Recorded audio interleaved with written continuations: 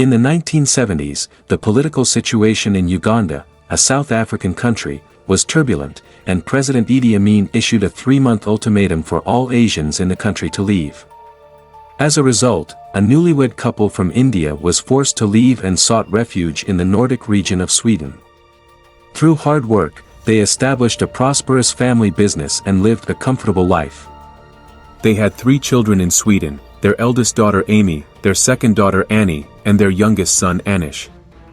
Today, our story focuses on Annie, the second daughter of the family. Annie was born in the Swedish city of Mariestad in 1982. She was intelligent, clever and likable from a young age. Her hometown was near Lake Vänern, the largest freshwater lake in Sweden and the 3rd largest in Northern Europe. Annie loved this place and often played there with her family. The 3 siblings grew up together, sharing a strong bond. After graduating from university, Annie joined Ericsson, a telecommunications company in Stockholm, as a product designer. In 2009, at 27, her parents believed she was ready for marriage but had not yet found the right partner. They asked Annie about her preferences for a future spouse. Annie expressed her desire to find a wealthy man of Indian descent. Her family resided in London, UK, and had a wealthy relative there. Upon learning about Annie's preferences for a partner, the relative invited her to visit London. In reality, they had arranged a suitable match for Annie. Annie accepted the invitation and traveled to London, staying with her relative.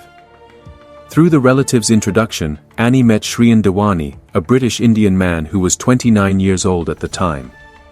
Just like Annie's parents, Shrien's parents had immigrated from India and established successful businesses overseas. Shrien's father had founded a highly successful chain of retirement homes in the southwestern city of Bristol. Shrien himself was a talented individual, having graduated from the University of Manchester and worked for the accounting and consulting giant Deloitte in London. He also assisted in managing the family's retirement home business. In May 2009, as arranged by their relatives, Annie and Shrien met and were immediately attracted to each other. After spending some time getting to know each other, they officially started dating.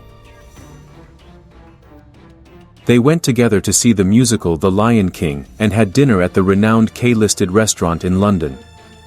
Although they were in a committed relationship, their families and work were still in Sweden. Shortly after, Annie returned to her home country and they entered into a period of a long-distance relationship. Over the next 8 months, they encountered some conflicts and even reached the point of breaking up. Annie believed that the distance might be the cause of the relationship crisis. Therefore, 2 months after the breakup, she made a firm decision to quit her job in Sweden and move to the UK. They eventually reconciled, and that spring, they set a wedding date. The parents from both sides had a meeting and were supportive of their union. In October 2010, after a year and a half of dating, Anni and Shrien Dewani had a grand wedding on the outskirts of Mumbai, India. The wedding lasted for 3 days, with 300 guests in attendance and various performances. The newlyweds wore constant smiles of happiness on their faces throughout the celebration. After the wedding, the couple returned to London. Next, they were about to embark on their honeymoon trip. They chose South Africa as their destination. The reason for choosing there was because the initial letters of Shrien's name and Annie's name matched with the initials of South Africa, SA. Therefore, going on a honeymoon in South Africa held a special meaning for them. In November of that year, Shrien and Annie set off for South Africa. However, a devastating tragedy occurred during their honeymoon journey. Now, let's rewind time back to November 7, 2010. November 7, 2010, was a Sunday. South Africa was in spring, with comfortable and pleasant weather, perfect for vacationing. The newlywed couple, 30-year-old Shrien and 28-year-old Annie, flew from the UK and arrived at Cape Town International Airport in South Africa. They then took a domestic flight to Kruger National Park in the northeastern part of the country. It is one of the oldest and largest nature reserves in Africa, bordering Zimbabwe to the north and Mozambique to the east. The park encompasses vast areas with diverse ecosystems and is home to a wide range of wildlife, offering breathtaking scenery. After spending 4 days exploring Kruger National Park, on November 12, they concluded their visit to the park and returned to Cape Town. Cape Town is located at the southwestern tip of South Africa, and is part of the Western Cape Province. It is the second largest city in South Africa. With its beautiful natural landscapes and unique geographical environment, Cape Town has become a popular tourist destination in South Africa. The famous Cape of Good Hope is located just 50 kilometers outside the city center. Although they didn't book airport transfer services, they needed to find a car to take them to the hotel after leaving the airport terminal. They approached 3 taxi drivers and expressed their desire to go to an elegant spa hotel. One local taxi driver warmly welcomed them into his car. He was driving a silver Volkswagen Caddy, which looked clean. So the couple chose him. The photo shows a canal. Shrien and Anni, a couple seeking a relaxing vacation, enlisted the services of Zola Tongo, a friendly 31-year-old driver. Zola, a part-time taxi driver, had a family to support and gladly agreed to be their guide, enticed by the generous fee.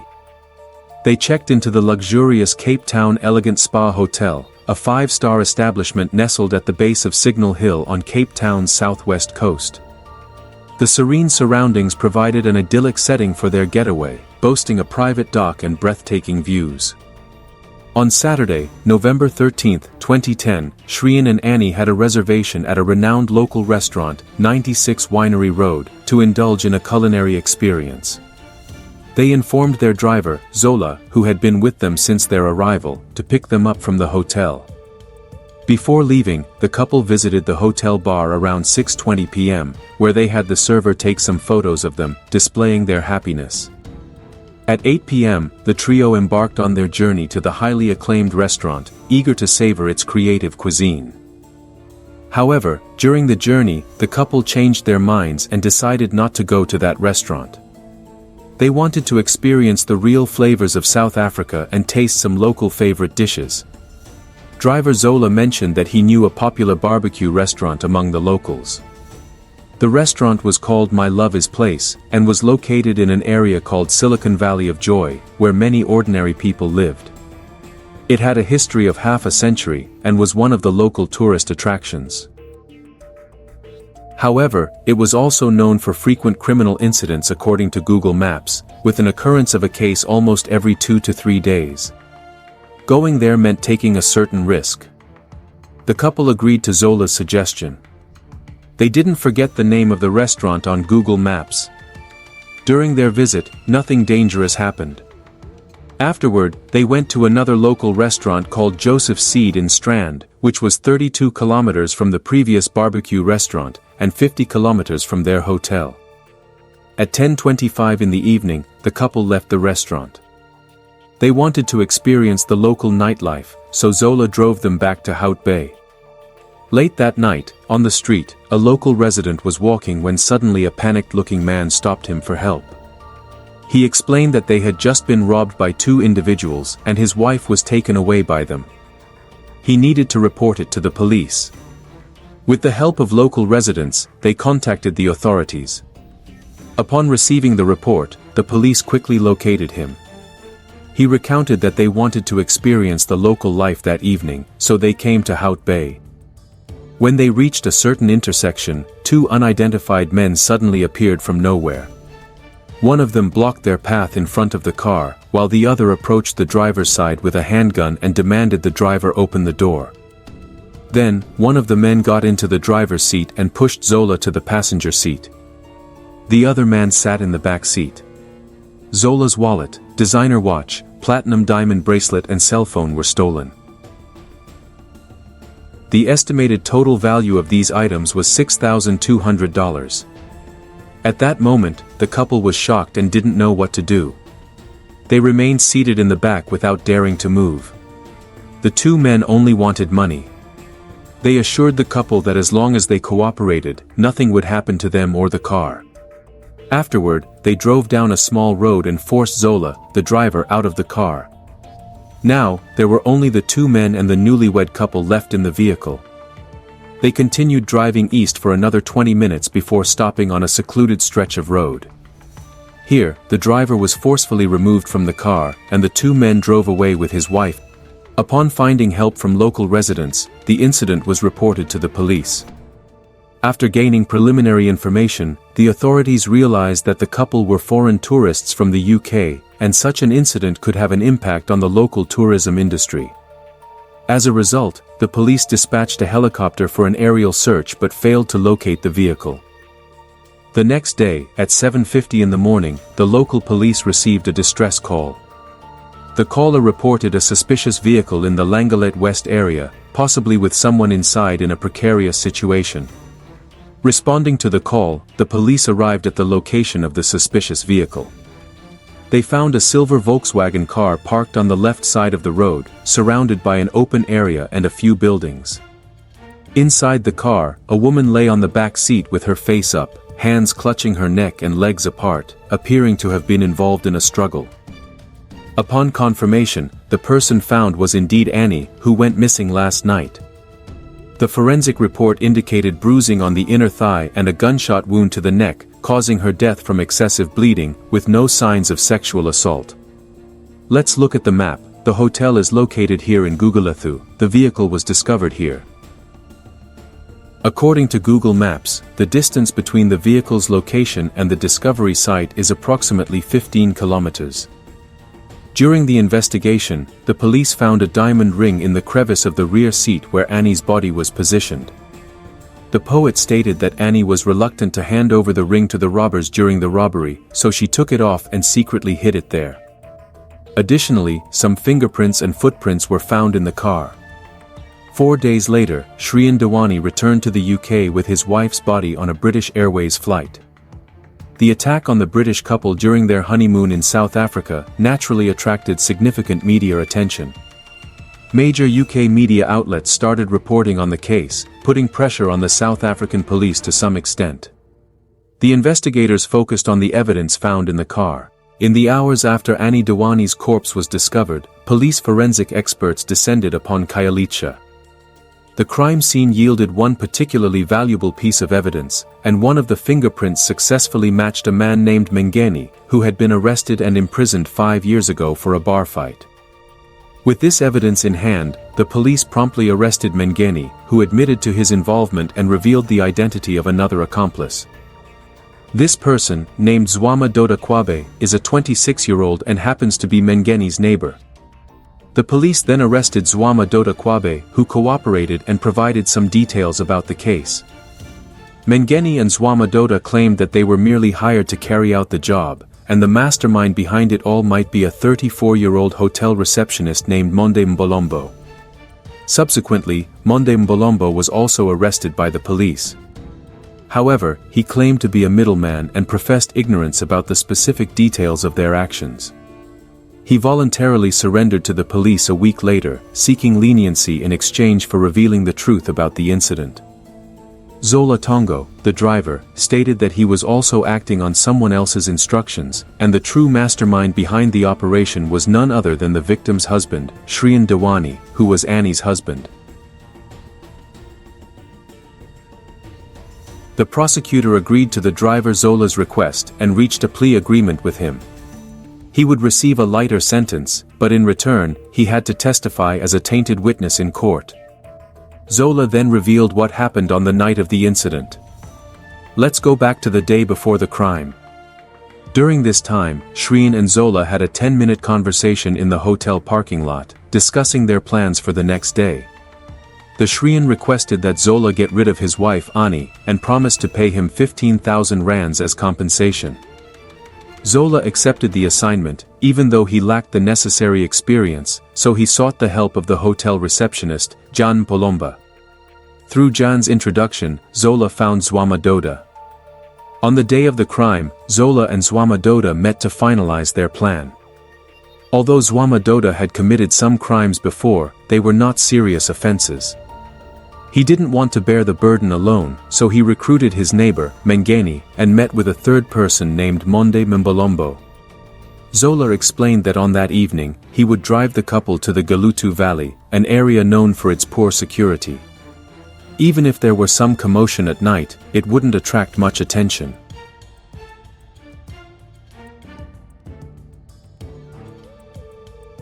On the night of the crime, Zola drove the couple to a restaurant for dinner.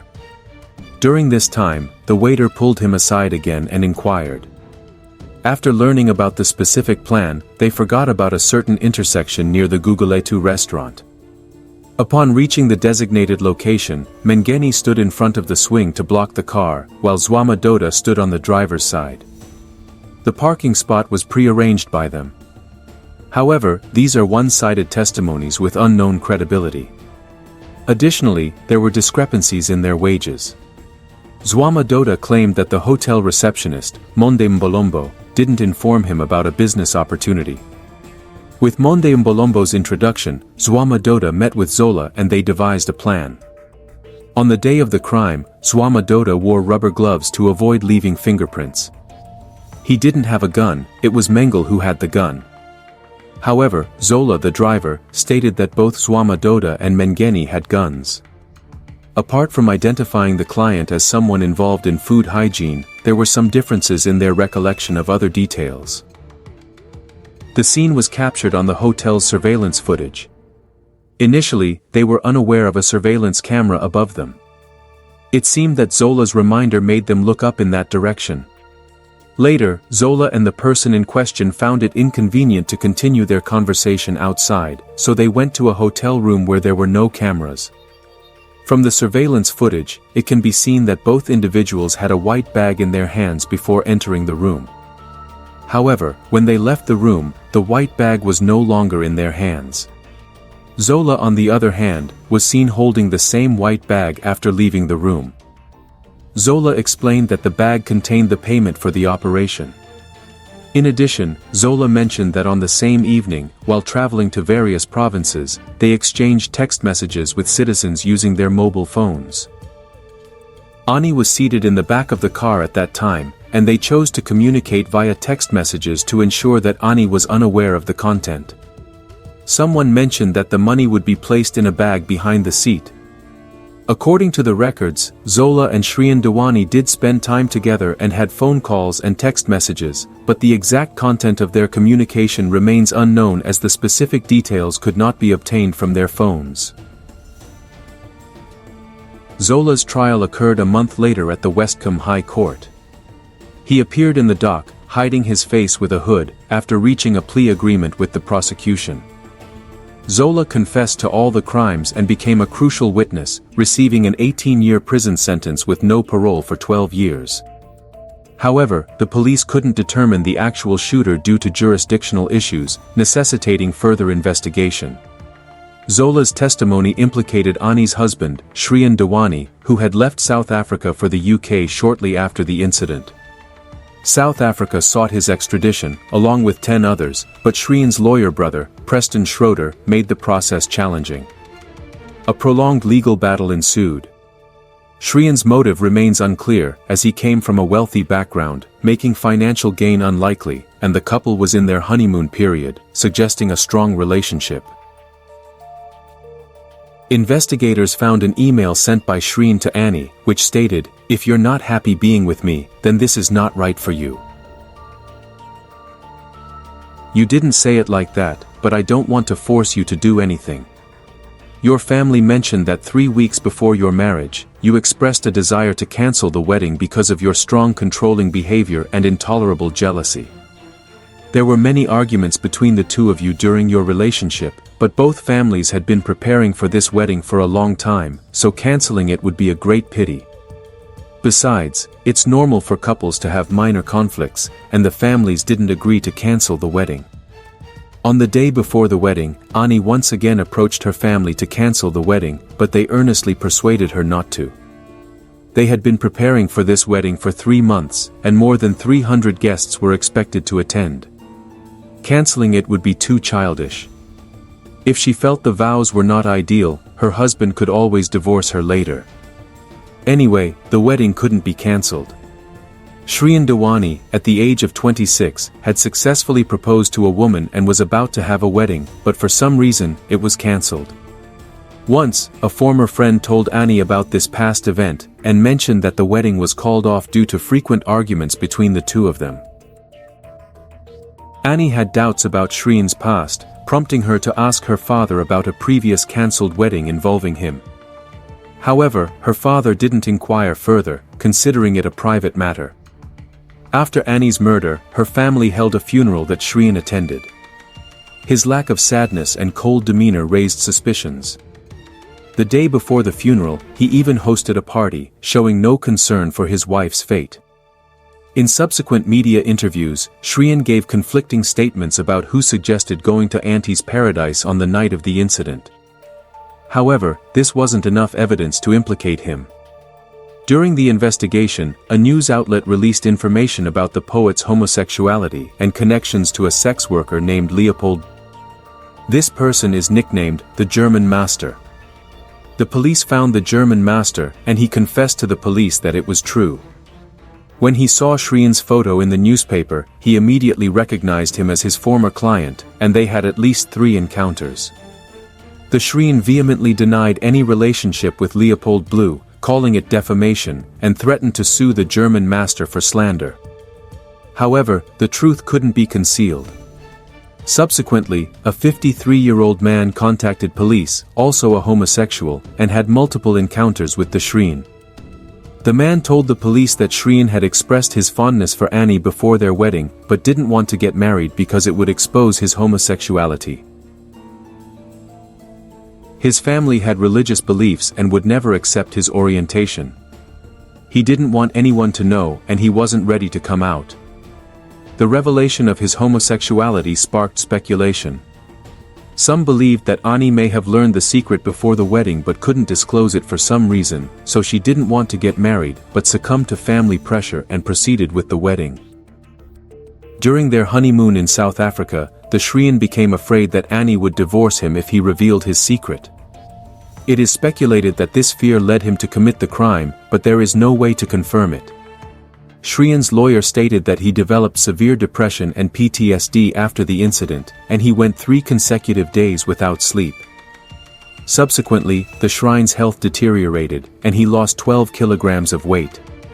1 year later, there was a possibility of extraditing the Shrien to South Africa for trial. His lawyer delayed the extradition process by claiming Shrien suffered from mental illness. During this time, a conspiracy theory emerged. The lawyer, isolated by hormones, claimed that Cape Town was an international tourist city. Furthermore, South Africa recently hosted the 2010 FIFA World Cup, attracting a significant number of tourists from around the world. If tourists encountered unforeseen events in South Africa, it would severely impact the local tourism industry. Under pressure, the police resorted to harsh interrogation tactics, attempting to shift the blame onto the tourists themselves, but this claim could not be substantiated. Xolile Mngeni was sentenced to life imprisonment despite denying being the shooter in the case. While in prison, he was diagnosed with a malignant brain tumor and passed away 2 years later. Monda Mbolombo, the hotel receptionist, was not involved in the crime and became a prosecution witness, receiving an exemption from prosecution. Mngeni's family has been vocal in media interviews, seeking justice for their daughter. After a lengthy legal process, the British Prime Minister approved the extradition of the accused to South Africa. The trial began on October 3, 2014, in the Western Cape High Court, with charges of murder and 5 other crimes, which the accused denied. He admitted to being bisexual and having an unstable relationship with Anni, but maintained his innocence. The prosecution presented evidence, highlighting the accused's grief upon hearing of Anni's death, followed by his appearance in hotel surveillance footage shortly after. During the investigation, it was discovered that the accused Shrien was talking on the phone with a smile on his face at the time of the crime. The following day, he met with the driver, Zola, at the hotel, and gave him a bag containing payment for an operation. Zola revealed that the Shrien had visited gay websites during their honeymoon, suggesting infidelity and a hidden life. The motive behind the crime was speculated to be Shrien's desire to escape his marriage without revealing his secret. Multiple witnesses, including Zola, Mondem Bolombo the hotel receptionist, and Mengeni, were prepared to testify against the Shrien, implicating him as the mastermind. The defense argues that the Shrien wouldn't refer to a female target if he was the mastermind, as he would have directly mentioned Anni's name. Inconsistencies emerge in Zola's testimony as well.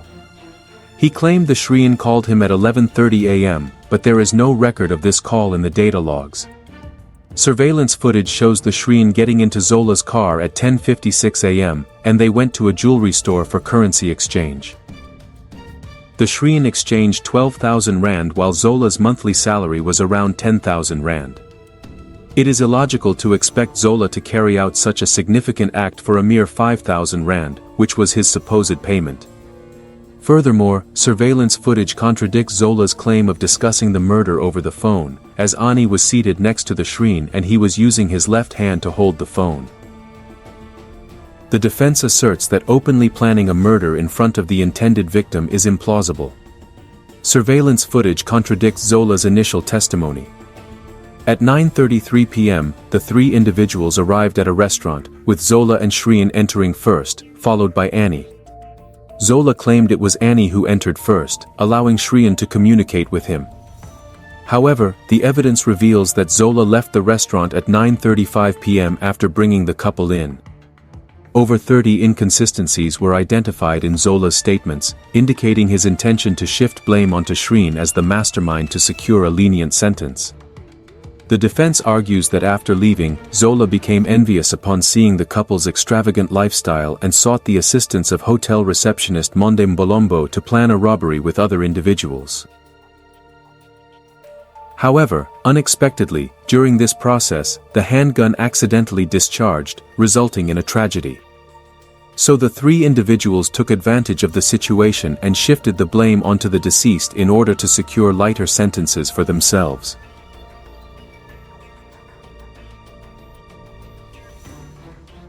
Due to the inconsistent and contradictory testimonies provided by the three tainted witnesses presented by the prosecution, there were suspicions of false accusations. The court ruled that the charges of murder against the defendant, Shrien Dewani, were unfounded and he was released on the spot. 6 months after Anni's death, her family scattered her ashes in Wenhui Lake, her favorite place. Anni's father wrote a book to describe the events she went through after the incident. To this day, the case remains highly controversial. Some believe it was a random incident where the driver succumbed to greed and escalated from kidnapping to murder. Others believe it was a meticulously planned scheme by her husband Shrien, who didn't want to be bound by marriage and thus arranged for the crime to take place. Anni's parents have been seeking the truth, and whether the world will ever know the true culprit remains uncertain. That's all.